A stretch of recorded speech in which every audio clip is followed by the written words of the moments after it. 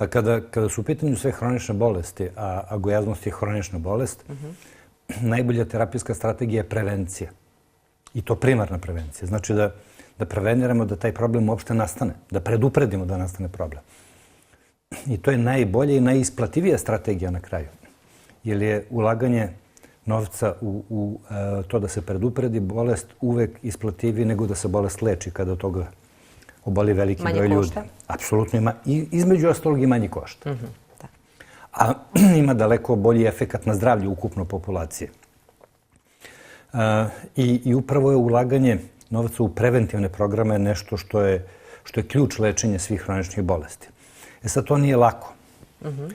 Zato što efekti ulaganja u takve programe nisu na kratak rok.